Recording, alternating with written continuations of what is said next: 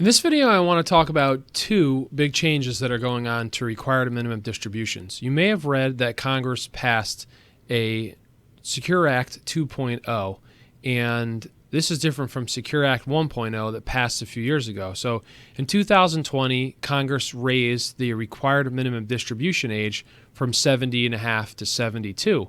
But in 2023, they also raised it again from 72 to 73. So if you happen to be turning 72 this year, you actually don't have to take any required minimum distributions. You actually can wait until next year to start your first required minimum distribution. Now, if you turned 72 last year, unfortunately, you just missed the cutoff. And if you didn't already take your required minimum distribution, because normally they have to be taken by December 31st of the end of the year, you actually have until April 1st of this year to satisfy that. So you still have some time to do that. But you're only allowed to do that for your first distribution. After that, every other distribution has to come out the following year. And if you're not sure how to calculate how your distribution works or how much you're supposed to take out, let me just share my screen here.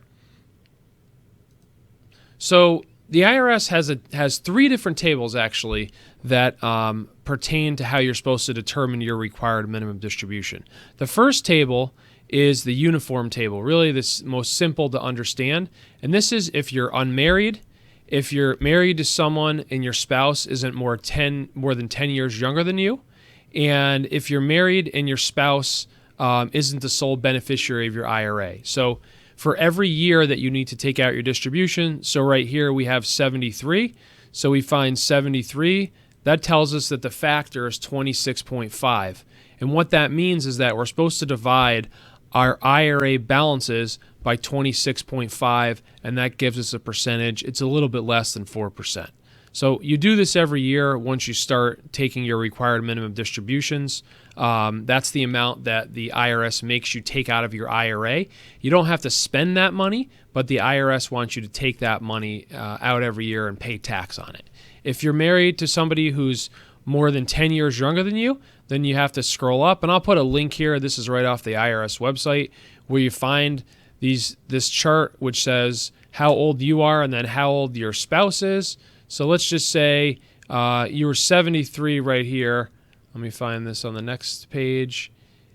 You are 73 and your spouse is 60 at the top here. So you'd actually use 28.6. So you're using a larger number, which means that it's going to be a lower percentage. And then the last chart, the third chart, is really for when you inherit an IRA from a sibling or a friend, somebody who is within 10 years your age, or if you're a minor when you inherit an IRA, you use this single life expectancy table. So let's just say, for example, you are 59 years old and your brother or your sister unfortunately passed away and they left you their IRA. You would then use the factor, which in this case would be 28. So that would be your starting factor. And then every year after, you subtract 1 from that, and that then determines how much you have to take out of the account until the account is completely emptied. So that's a little bit of information. Now, those two big changes again are that now the required minimum distribution age has gone up to 73. And if you happen to be turning 72 this year, which normally would have meant you had to take your distribution, you actually have a year off.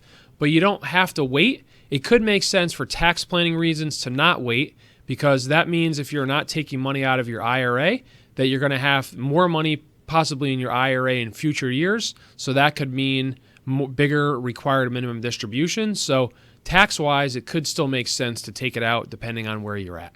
So thanks for watching this week's episode. I look forward to talking to you next week. Take care.